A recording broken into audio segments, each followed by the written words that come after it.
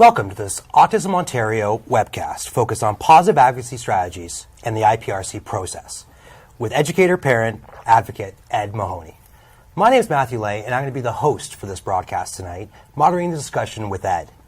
Tonight, we will discuss the Identification, Placement, and Review Committee, or IPRC, in great detail.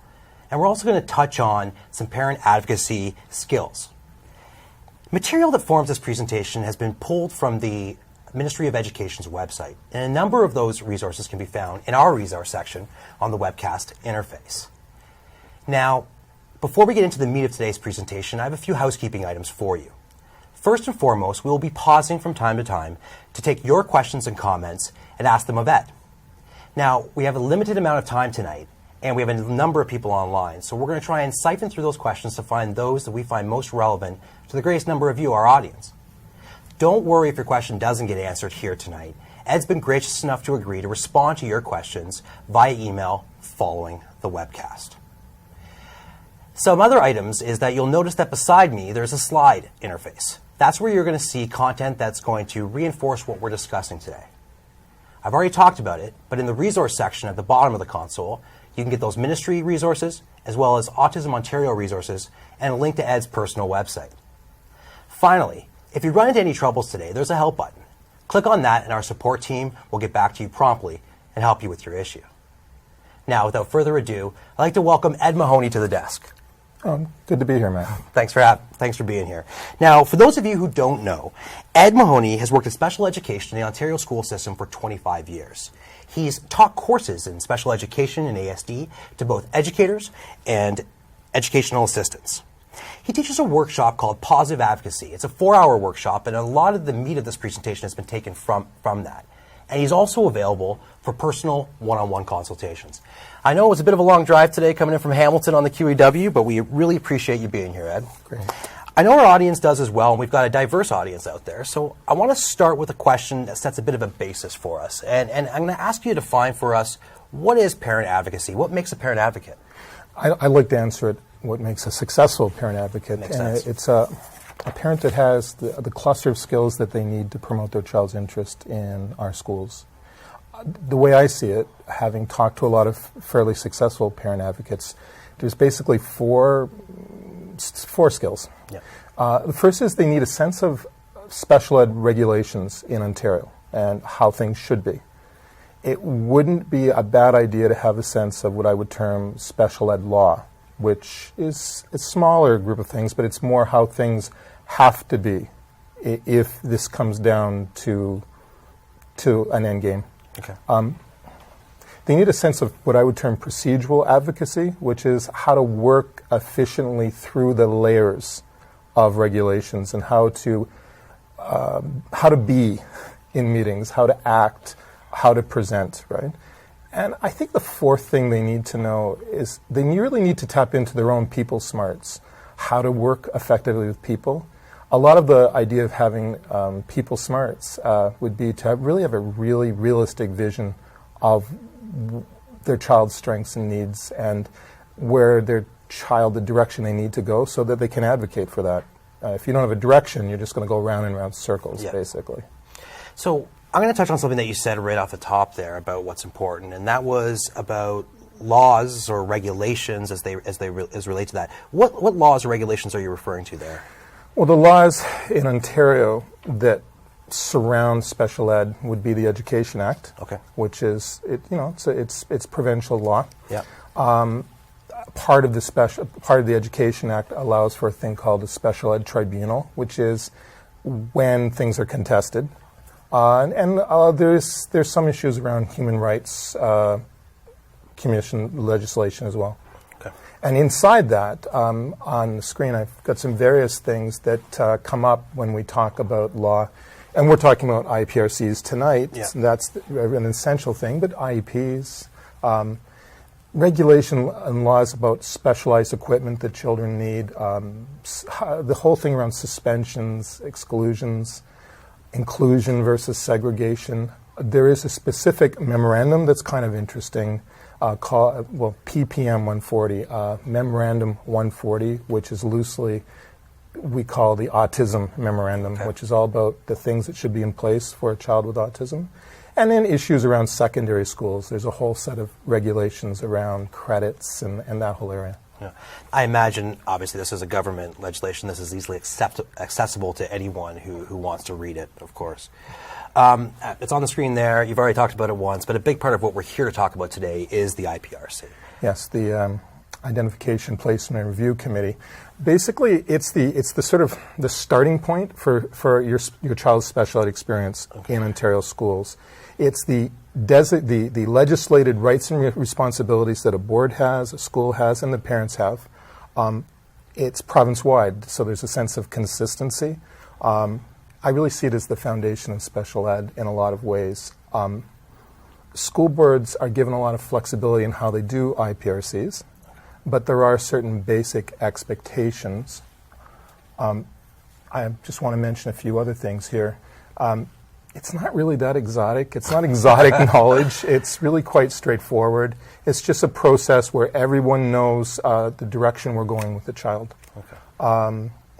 In fact, the ministry is very, very good in giving resources to parents. One thing I'd like to note here is that when a child is going to be being considered for in an IPRC, school boards are mandated to actually give the parents a guide to special ed services that will include all these rules. So it's not that exotic to yourself because you're the expert, but to a lot of our audience members, this may be the first time they're learning about it. So at the beginning, really, are there guidelines indicating who requires an IPRC? Basically, there are very specific guidelines, but what comes down to, in straight language, is any child that has a behavioral problem, a medical problem, a developmental problem that is going to get in the way of them accessing the curriculum, prospering in school, and is in need of programs and services to level the playing field in some way. We're starting to receive questions already. So if you don't mind, I'd like to answer a couple of them. A reminder to all of you out there, you can submit your questions at any time in the Ask a Question box. Those questions will come right in here to my iPad, and I'll be asking them of Ed. The first question is pretty straightforward. My child needs an EA. How can I get one? Well, the IPRC process doesn't directly relate to getting an educational assistant, but it is related. And we'll be talking about this, but through the IPRC process, we define needs that a child has. Yeah. Later, when their IEP is written, these needs are articulated more. It is up to the IPRC to articulate needs, and it will be up to the school board to decide how to meet them. But then some needs obviously are connected to a job like an educational assistant. If the child has issues around feeding or running away or safety issues, they're related but not directly so. So it sounds like if this parent is looking for an EA, that first step may be the IPRC. Definitely. Okay. One more question I want to deal with right off the top is, how do staff and parents work together to achieve reasonable goals for their children in school? I think the first thing is to be honest and open with yourself and with the other parties in the IPRC. It works best when we all come to the table with goodwill, right? That's the key. And often, really, these discussions should be happening long before the IPRC. It's all about having a relationship with the school. Yeah. Yeah. Relationship with your teachers, your principals, the whole... Everybody involved in your child's life. Yeah. In your experience, because you've been involved, obviously, in many of these hearings, we talked earlier, both sides of the table.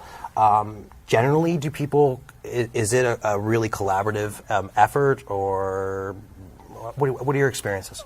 I can honestly say that generally it is. Okay. The vast majority of interactions that parents and schools have are positive. Yeah. Not always. Sometimes there's just disagreements about interpretation of what a child needs, but for the most part, I see positive interactions in the ones I've been involved with. Well, that's good. That's a good. I think that our parents in the audience are gonna like hearing that off the start. I got one more here, and then we're gonna get back to the content. If my school board doesn't follow a safety plan, what is the next step? Now, this question is a little bit removed from IPRCs. But they could be related in that the safety plan, we'll be talking later about needs. So a child has a need, safety. And the safety plan, though not part of the IPRC, would be something we would do to meet that need. Okay. And it would be related to the IPRC. It's all going to come back to the individual placement review committee and how it will govern this. And I think we'll be talking about this later in a more clear way. All right, well, let's get into that then. We're already getting into these procedural items, right? People are asking, how do I get this and how do I get that? So let's start at the beginning of the procedure, and let's answer the question, how does one make an IPRC request? Who does that? How does that happen? I'm just going to move forward a little bit here so I can get my brain working. All right. Okay. Now I'm good. Good. Basically, there's the two main parties that can call for an IPRC would be the principal of your child's school or you. Okay. Either can based on the needs that they see the child has. So those are the two main parties. Those are the two parties. Okay. So who most often does that? Often it's clear from the beginning. If imagine a child has autism or is in a wheelchair, it's clear to both the parents and the principal that there's going to be an IPRC. It's clear. But generally, it's the principal. Okay. Generally. Yeah, because they would know the process better. So yes. You're engaged in those discussions with your principal. They would say this is the next step and help you go to it. So as a parent, this is a review committee. As a parent, am I allowed to be there? Are there other people who are able to be present at it? Right. You are not only allowed to be there, you are strongly encouraged to be there because you have information that the school will require to come up with a reasonable plan for your child. Okay. So you are definitely really wanted at that meeting. Though sometimes IPRCs occur when a parent can't come, and that's okay too if the parent is okay with that, and that will be done in writing. Anyone else who would normally attend one? Okay, several people. Okay. So from the school's perspective, a principal needs to be there, a principal or a superintendent. Yeah. In the legislation, at least 3 people from education need to be there. From your student child school? It doesn't necessarily have to be from the school. Okay. It could conceivably be from the board. Okay. But typically it would be the principal, special ed teacher, the classroom teacher perhaps. Some boards, they have the freedom to run IPRCs differently, and it might be that there'll be a superintendent from the school board, or the IPRC itself might happen at the school board. Other schools do it inside the school. It really depends on the situation. From a parent's perspective, the parents can be there. Representative, an advocate from the parents, it's okay for them to be there because often, as you were saying, these events can be confusing if you're not used to them. I'm used to them, so they seem normal. Mm-hmm. But if you're not used to it, it could be quite alien. Okay. If there were language issues, there could be a translator there. You can bring another family member.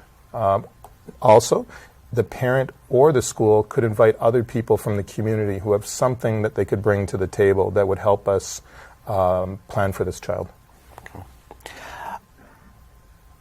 So we've made the request. The request has been made on, let's say, my behalf by my principal. We're getting ready for the meeting. Might be a little, I've never been to one before as a parent. It might be a little tense for me. Is there any information I should expect to receive beforehand? Okay. Yes. So first, let's imagine those 2 different groups that could have called for the IPRC. Right. If it was the principal or if it was the parent, within 15 days of the IPRC being requested, the parents should be notified, preferably in writing, though sometimes it doesn't happen that way. They need to be notified of when the meeting will occur, and the normal wisdom is in a timely fashion, not necessarily next week, but not next year, when it's going to occur, roughly. And the parents are given, by regulation, a guide to special ed services in their home school board, so they know how it works. Okay. And then 10 days before the meeting is actually to occur, but realistically, in my experience, it's long before, 10 days before. Okay. The board should notify the parents of when and where the meeting will be, and they have to provide any materials that they have that will be instrumental in them deciding on decisions at the IPRC. What's a common meeting place for an IPRC? In my experience, Yeah. generally the school. The school? Generally the principal's office or the Okay. special ed resource teacher's office. In other schools, depending on what kinds of decisions are being made, it might actually be done at the school board. Okay. It really depends, but those would be the likely places. Okay, so the IPRC has been set up. I've received that information. I know where and when I'm going to be there. I'm sure this is a really big question with a lot of answers, but what can I expect at the IPRC? I'm just going to look here. What can happen at the IPRC? First, I think I'm going to go to this because this clearly shows it. Yeah. What happens at the IPRC, there is a set of steps that are going to occur. It's going to start with greetings and small talk. That's important to make people comfortable. And then we're going to talk about certain things we need to talk about. We're going to introduce everybody at the table so everyone's clear about who everyone is. We're going to talk about the child's strengths. And when I say strengths, I mean things that are relative strengths for that child. And we're going to talk about their needs. Then we're going to make eventually a decision on whether the child will be exceptional for the purposes of the board. Now, exceptional it's kind of a quasi-legal term. Yeah. Whether they're going to give it a formal label, basically. Then they're going to decide what that exceptionality is. Then they're going to decide on placement, where the child, when I say placement, and I think we'll be talking about this more later, but I don't mean what class in what school, I mean what kind of class. And then hopefully there'll be some discussion about programs and services and some recommendations. Okay. Well, since this is the meat of it, this is the committee meeting. I want to start off by talking about the first two items, strengths and needs. Yes. So, what do you refer to when you talk about strengths and needs? Give me some examples that you can share. They're really important. I think when I started teaching long ago, I didn't realize how important they were. Everything flows from strengths and needs. Strengths would be what your child has is at a relative advantage to do. So, for instance, this is a child that can clearly speak about their needs. This is a student who can read. This is a student who's really, really good with visual things. This is a student who really enjoys playing games. Or this is a student who can stay at grade, who can do the regular work. Yeah.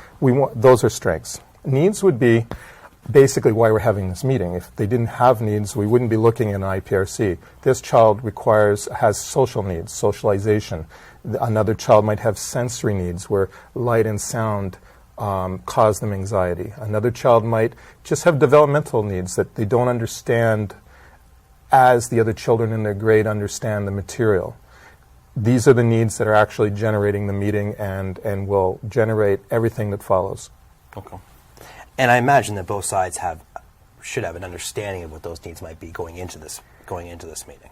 Yes, and again, the way I kind of imagine these meetings in a perfect world is none of this should be a surprise. We should have interaction and conversations between school and home going long before these meetings so that this is a natural flow from previous conversations. So, for me, a lot of this is new. And you talked about the determination of if the student is exceptional. Right. So what weighs in on that, and what, can you clearly define it for me as well? The Education Act is very clear about the acceptable exceptionalities. Okay. And there are sort of like thresholds for each one.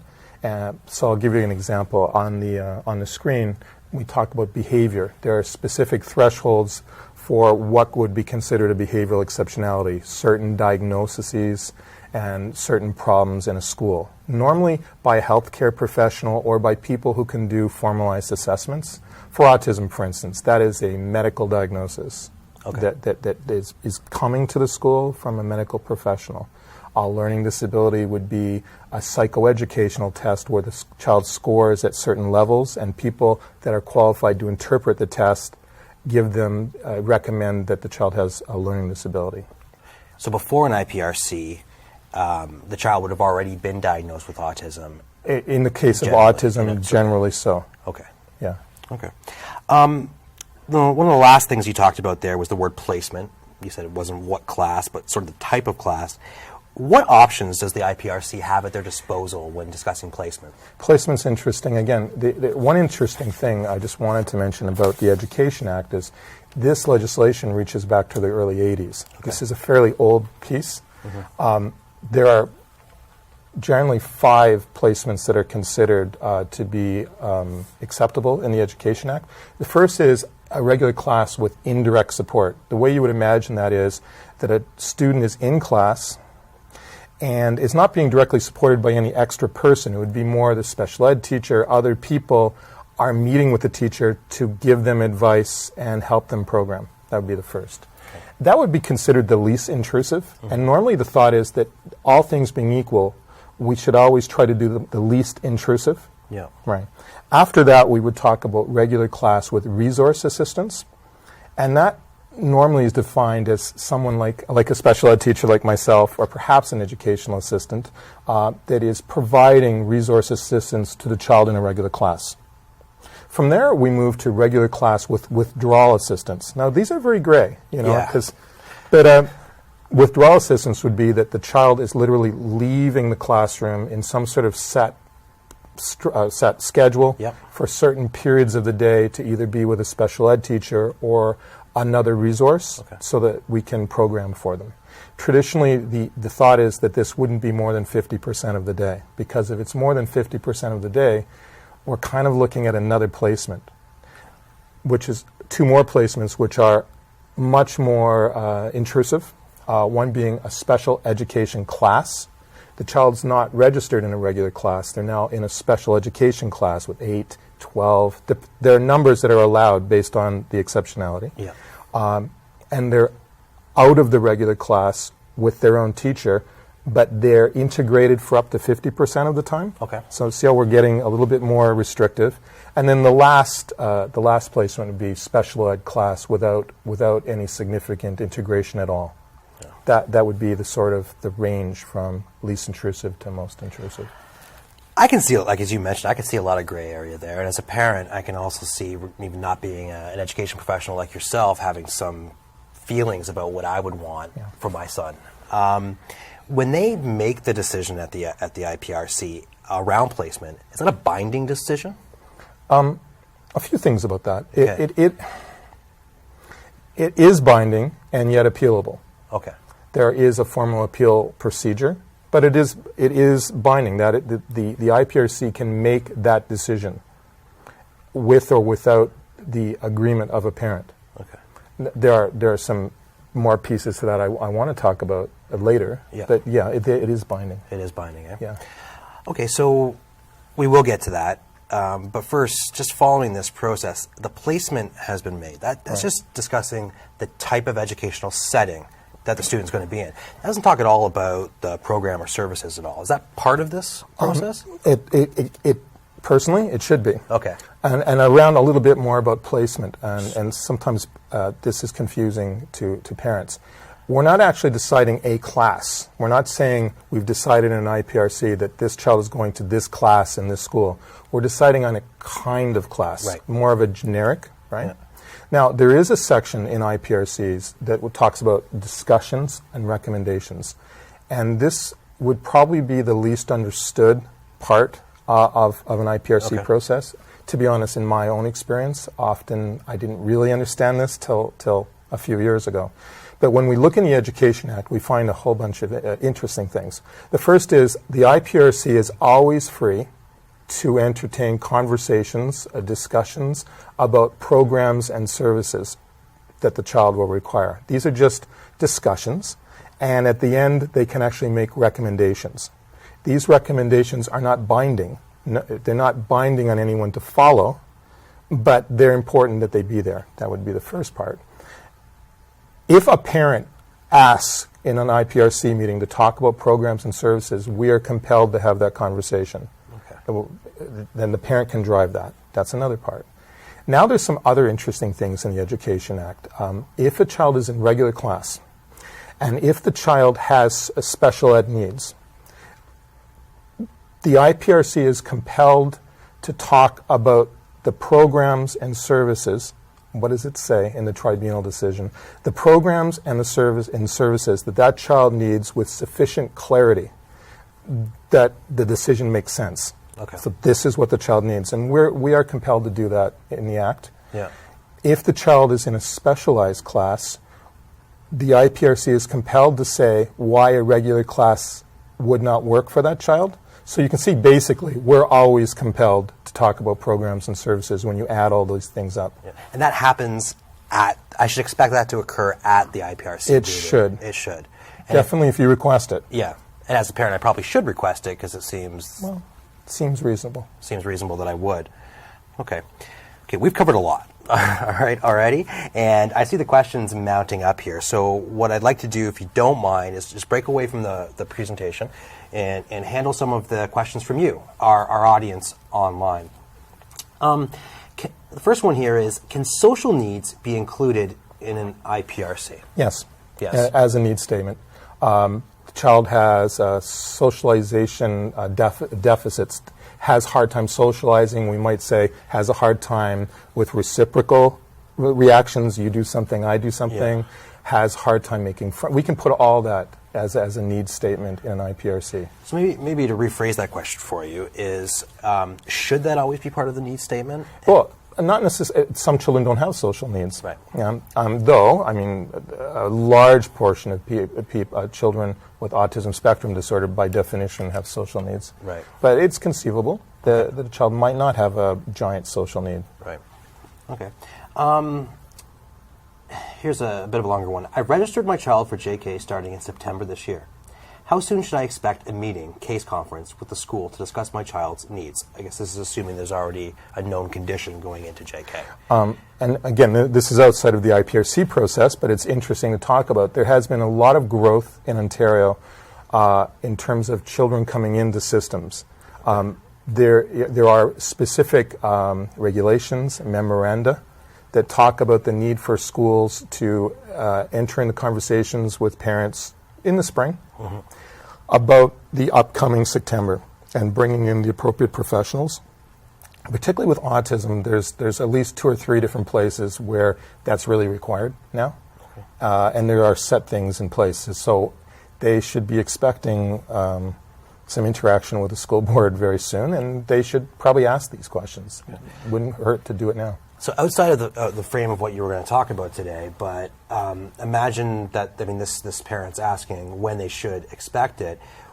What if it's spring and they don't have that case conference scheduled? What are the steps they should take? They should call the school board. Call the school board? Yeah. Not their school, the school board? I'll take it back. Okay. I would call their home school first. Yep. Now, the child's not formally registered in a school, but because they haven't started school yet. Okay. But the way it normally starts is you go to the school and you register your child in your home school. Yeah. And once that's happened, you say, so when will we be getting together to work on the transition into school? Okay. That would be the way. I would start with the homeschool. Homeschool, okay. What do you do if the relationship has broken down in the school? What are some strategies for getting back on track? Complicated questions.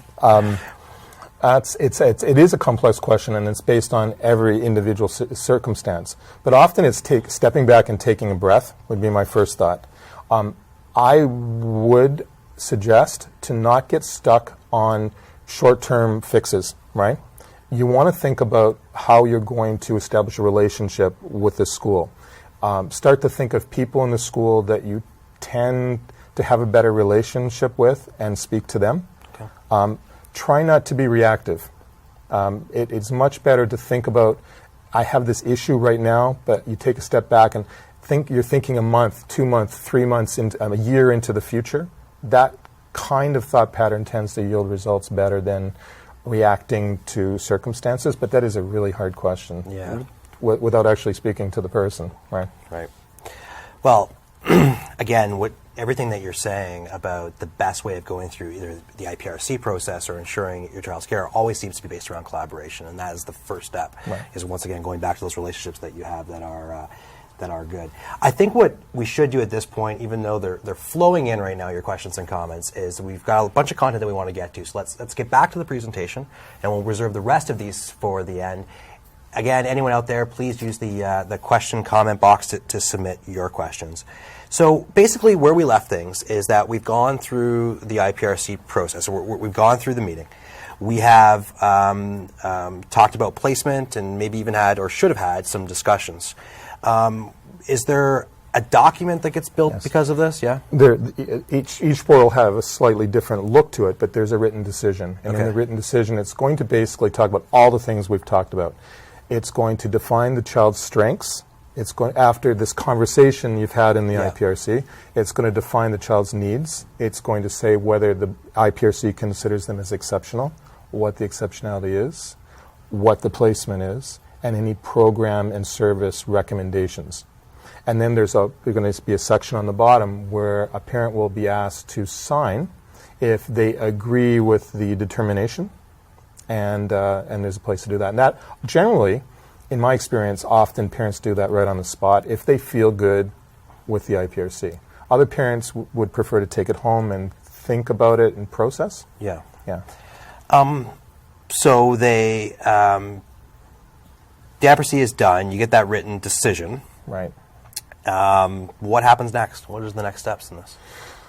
Well, two possible steps. Yeah. If the parents sign the document, that means they agree with the IPRC determination, and it is enacted as quickly as possible. So if it says that the child should be in a regular class, then they're in a regular class. Mm-hmm. That's basically what happens. It becomes the way of doing things. Now, if the parent doesn't sign it, this is kind of an interesting thing.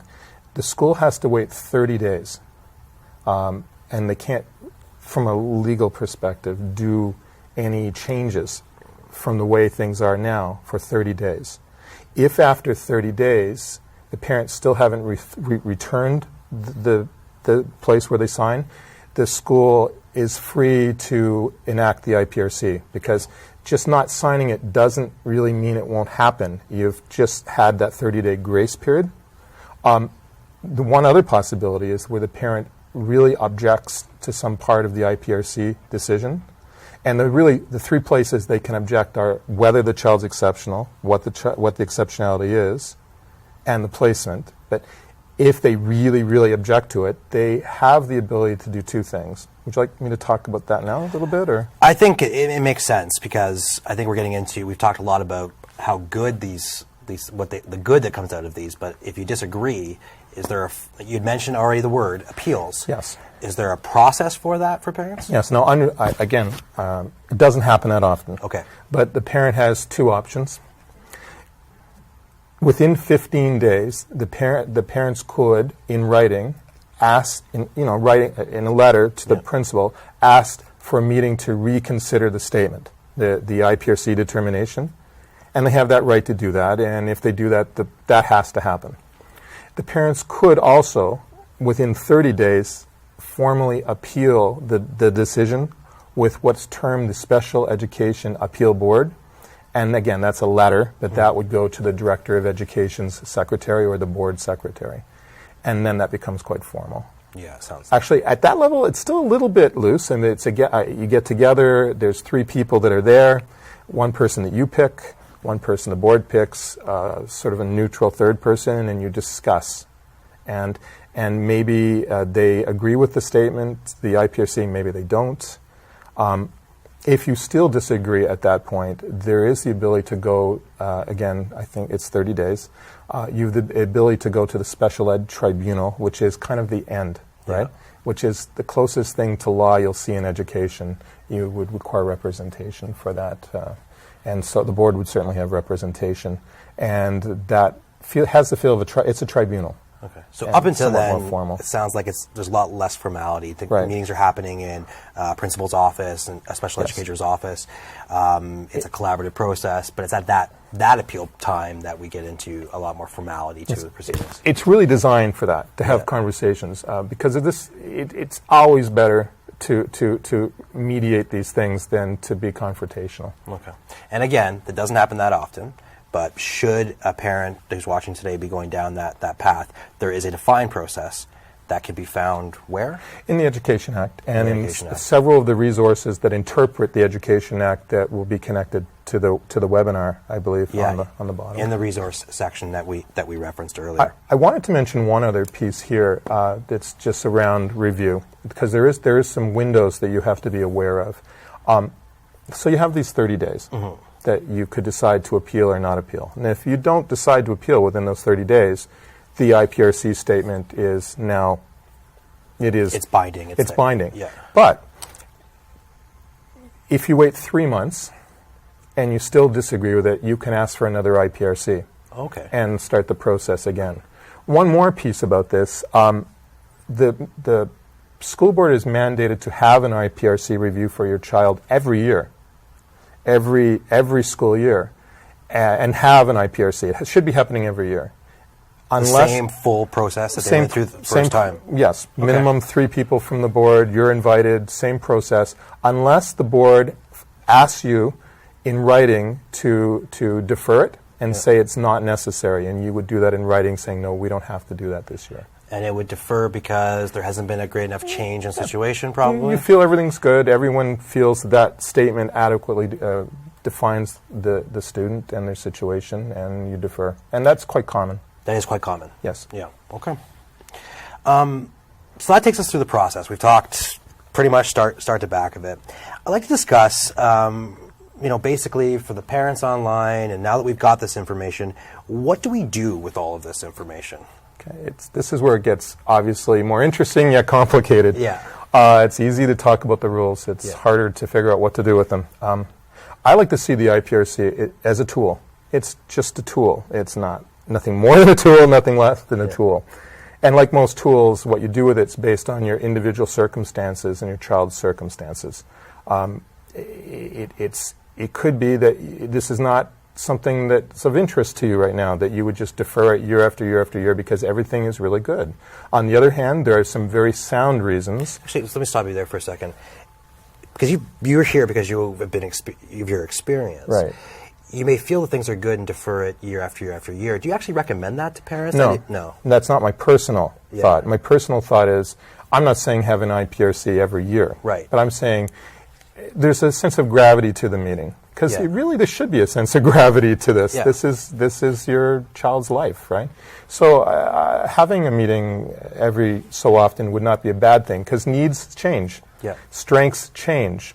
Those change. Program suggestions would change. So doing this quite, every few years so that you can keep up with your child's life would not be a bad idea. Okay. Sorry, I interrupted your flow there. No. I'm just, So, the other thing is that ultimately it's all based on your child's needs, right? If it's useful to do it, you should do it. I really don't, I don't think doing it year after year after year would be a good idea. Though if parents want to do that, that's their choice. Yeah, right? Sure. So, any other points about what we do with this knowledge? A few things. I like to think of the IPRC. I see it as the IPRC as a kind of a medium-term strategy on how to promote your child's interests. It doesn't change anything quickly, but it starts to define your child. It defines your child to us. I think the first step, I've thought about this a lot recently, and basically you have to start to develop a vision of your child. And that's hard for a parent, because I have 3 kids. I like to think they're all, Einstein, but they're not. They have strengths and they have needs. If you really want the school to do what you believe to be the right things for your child, you have to have a sense of who your child is. And then once you have that, like, where do you see, I'll spend a lot of time talking to parents like this. I'll talk about, where do you see your child in 10 years? Where do you see them in 5 years? And we'll start to look at that. I really think they should go to high school and they should get credits. Or I really think that they'll stop doing this thing they're doing. Or get a real vision.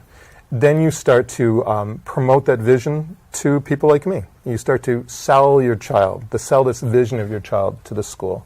And the IPRC is kind of like a physical expression of that vision. There's the needs, there's the strengths, this is what I think he needs. And the paper document that comes out of it. The paper document.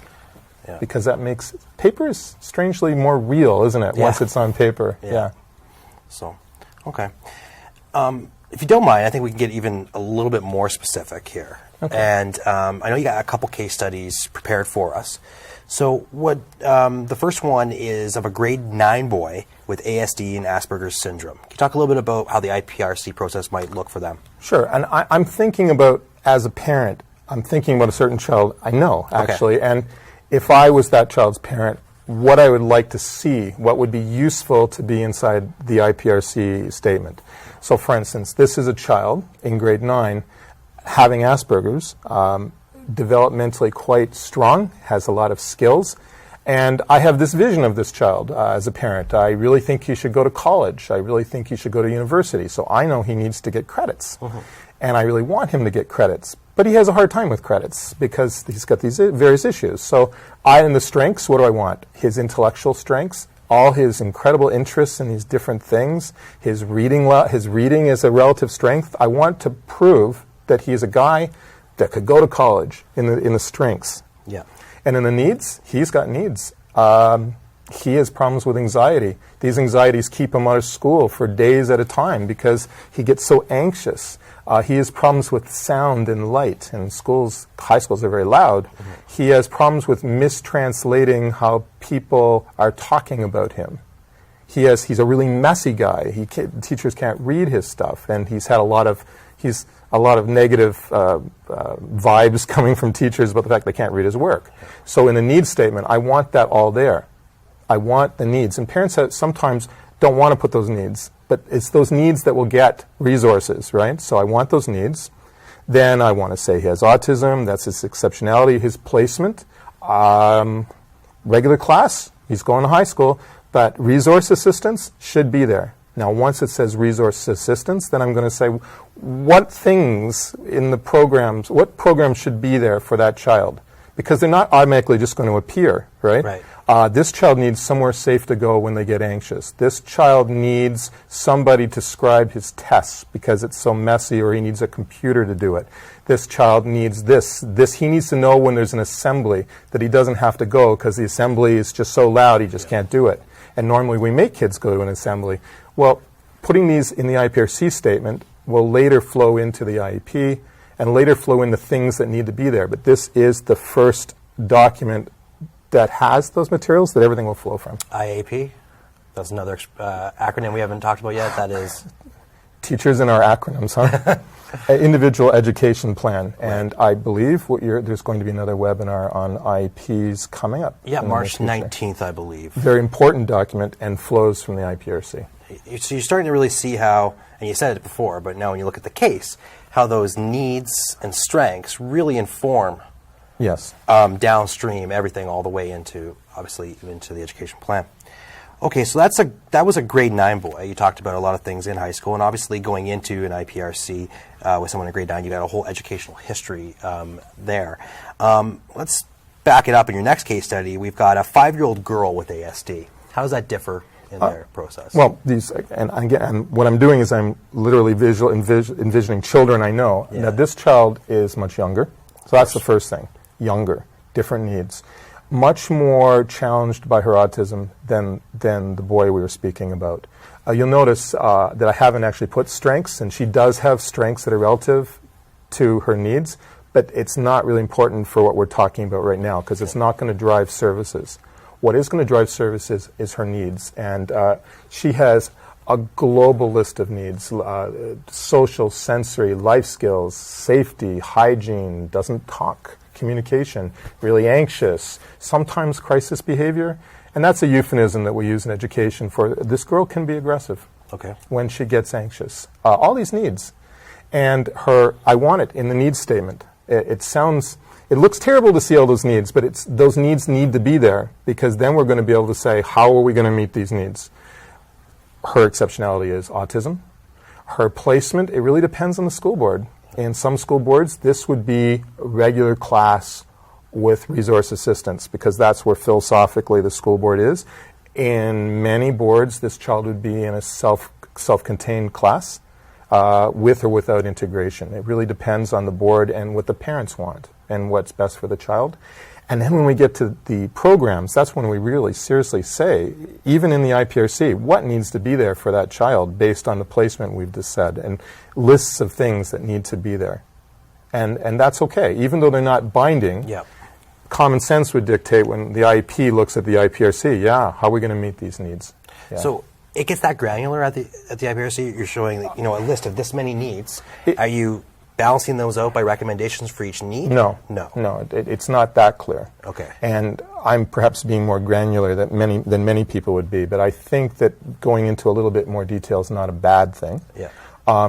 One thought, often we're in the computer age, right? So when we do strengths and needs, often they're dragged down menus, right? Mm-hmm. But parents shouldn't feel hampered by the fact that they're dragged down menus. If they articulate a need for their son or daughter that's clearly verifiable in there, and I can't, as a special ed teacher, find the right drag down menu, then we have to find another way of writing it, because ultimately it's supposed to be individualized for the child. Okay. I'm just going to do a quick time check here. I think that it'd be beneficial for us to, before we get to your key points, I'd like to go to some audience questions just to make sure that we're handling these. We got a bunch here. You can keep sending them into the question button, ask a question interface. So, does the IPRC document have the same contractual obligations as the IEP document? And I'm going to ask you to tell me is the IEP what we just discussed, or?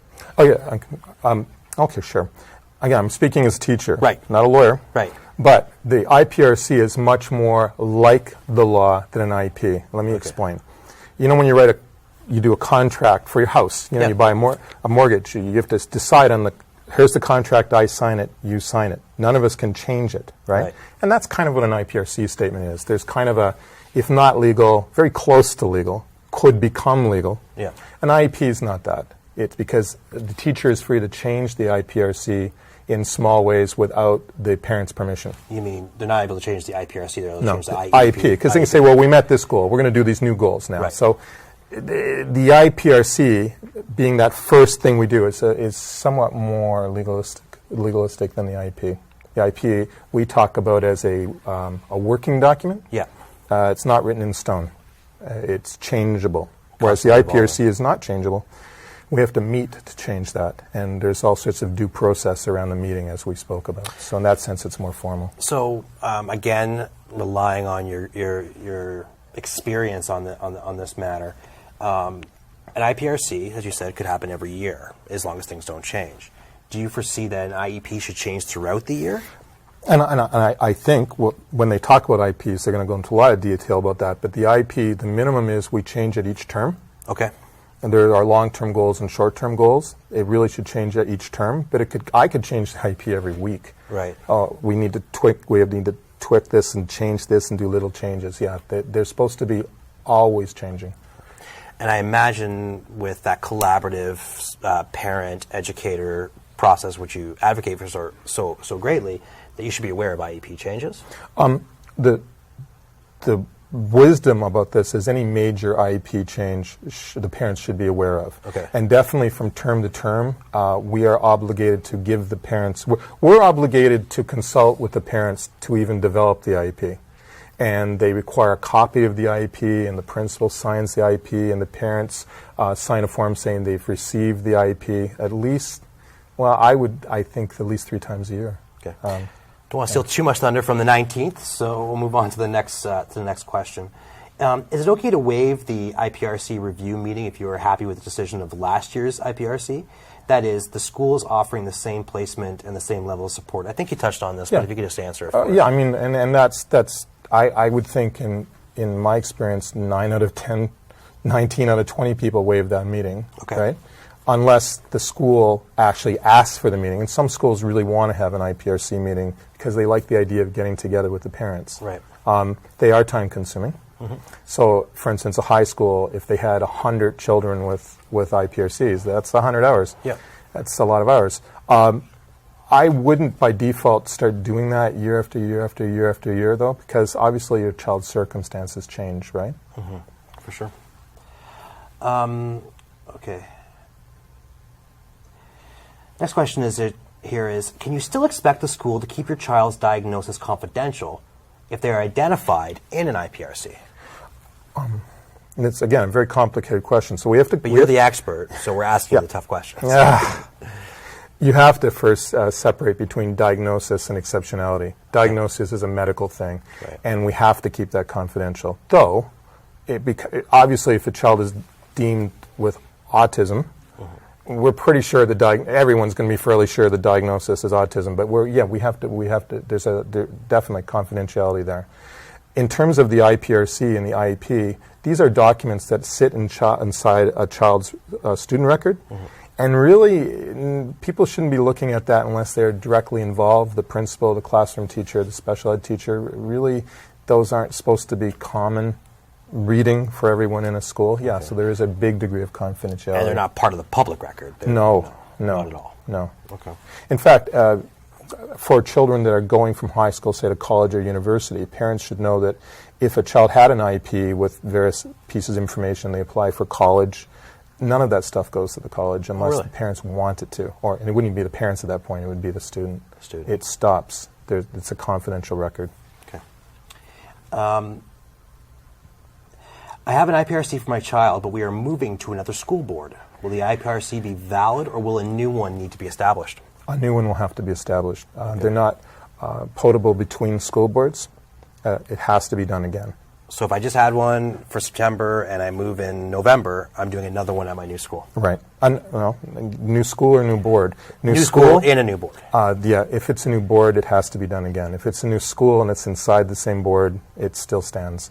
But it kind of makes sense in a way. It's a whole new crew of people. Yeah. You really want to get together with those people because they don't know your child, so the meeting would actually make a lot of sense. And the board will be required to have a new IPRC.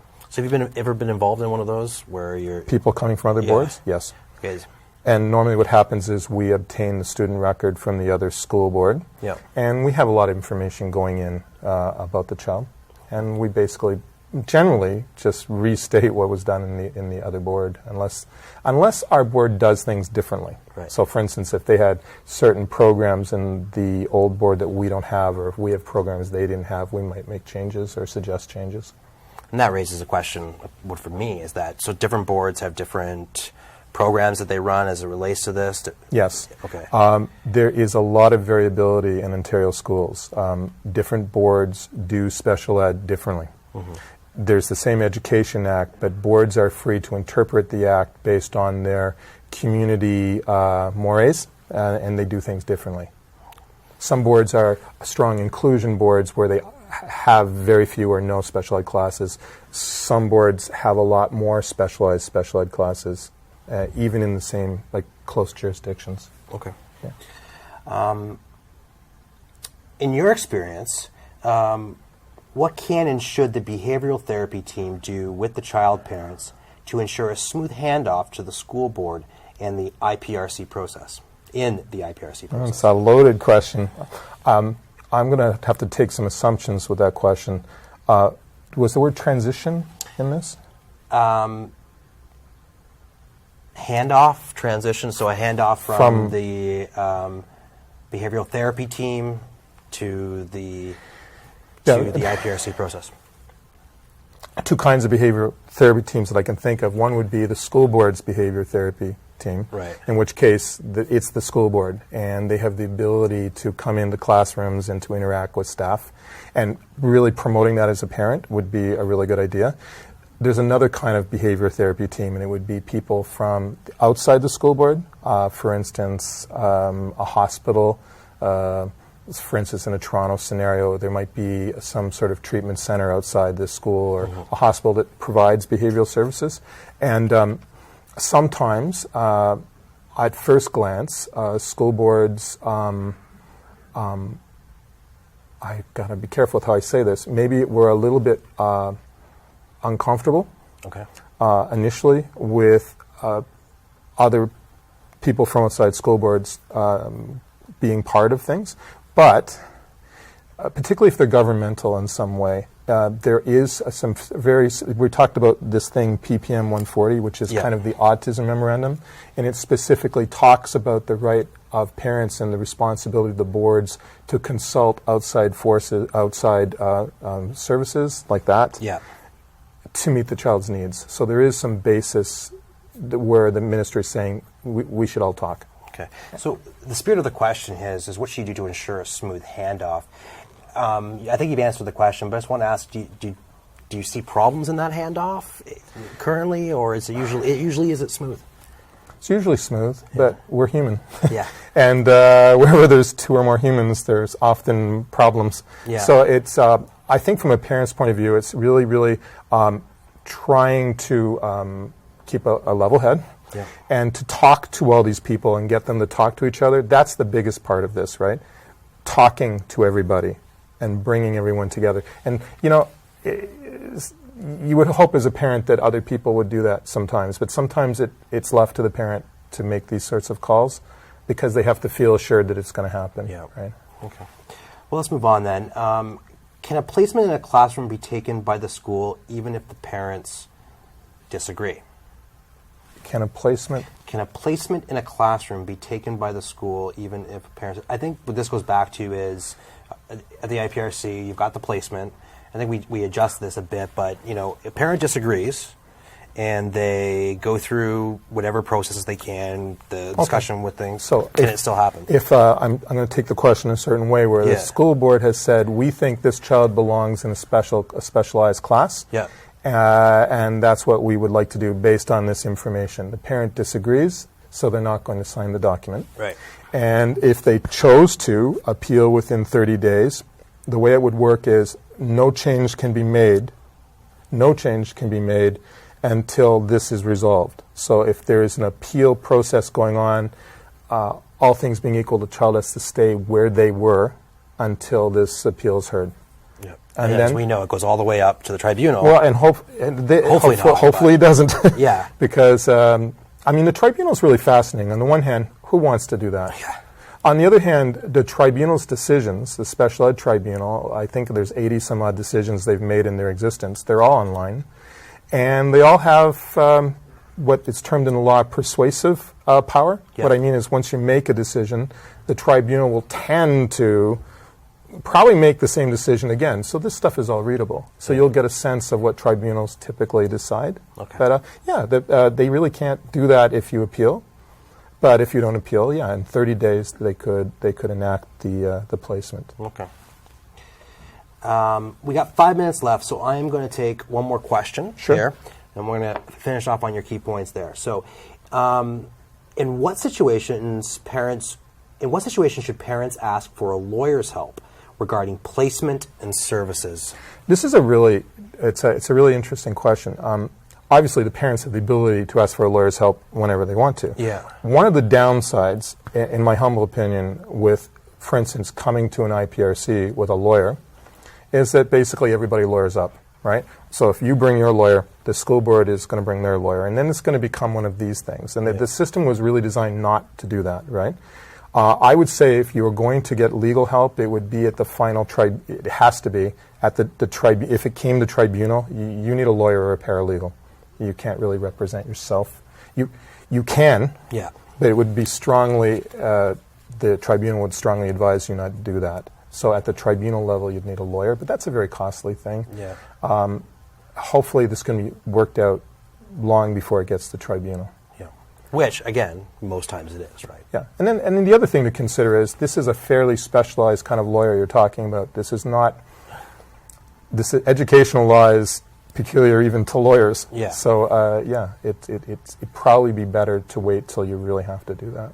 Okay, great.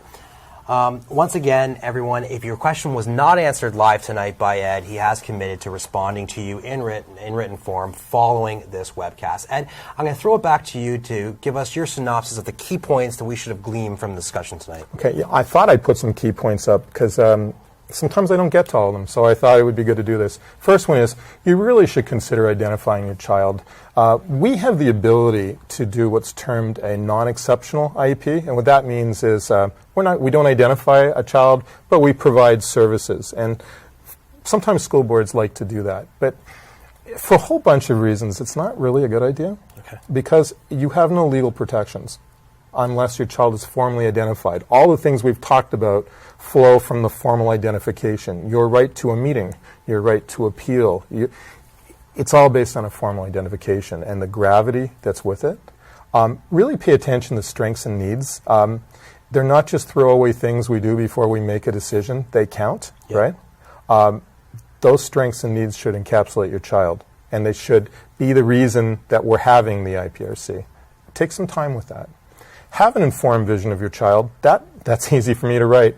Hard to do. Yeah. It's the thing that develops over time. Really come up with a vision of your child that makes sense, that you can advocate for. Link up strengths and needs to a reasonable vision of your child is the same thing we were saying. Do discuss programs and services. You should use the venue of the IPRC to your best advantage if you're going to have it. Discuss program and services. Do stress required statements about programming and services. If we have to write a statement, we should write the statement. I am thinking when I say this about the potential of appeal, right? That it should be written. These statements should be written in the IPRC. And know about appeals. Nobody wants to do this. Nobody wants to appeal. But I was thinking about this, and the relationship of appeals to your child's everyday life in school, it's like your relationship to the law at home. Yeah. I mean, I have a house, you have a house, there's a fence. I get along with my neighbor. We talk to each other. Sometimes I do things for him. Sometimes he does things for me. You know, once my tree dropped some things on his car, and he was very upset, and he talked about it, and that kind of thing. There are laws that say this is my property and that's my property. We don't ever go to court to do anything about it, and yet without those laws, where would we be, right? Yeah. I know I have certain codes of behavior for my neighbor based on law. The school board has certain obligations based on law. You have obligations based on law. And appeals, though rare, it's where we test the metal, sort of. It's where we know what the law really is. Cool. Great. Yeah. Well, that is all the time we have tonight. I think we've covered just a ton of stuff. Lastly, the questions we didn't get to, Ed is going to respond to them. We hope you've enjoyed tonight's presentation and discussion, and we know we've only hit the surface of a lot of what you're looking for as parents, and as such, Autism Ontario has planned 2 more webcasts in the month of March. On March 14th, Ask the Doctor with Dr. Wendy Roberts of the University of Toronto, and on March 19th, the Individual Education Plans, which really builds on what Ed has discussed tonight. You can find information about both those webcasts on the Autism Ontario website. For any of you who may know of somebody who you think might have benefited from hearing Ed's comments this evening but weren't able to join us, or you yourself wanted to review what was said tonight, because it was, I thought, really great, this broadcast will be archived on the Autism Ontario website in the coming days. So feel free to share it with others. Ed, anything you want to leave the audience with before we sign off for the day? I really think I've exhausted my brain now, Matt. Well, we better go, because both of us need to get on that train back to, or on the road back to Hamilton. On the behalf of yourself, Autism Ontario, and me, we'd like to thank you for your participation in this event. We look forward to seeing you in March at our webcast and at future Autism Ontario events.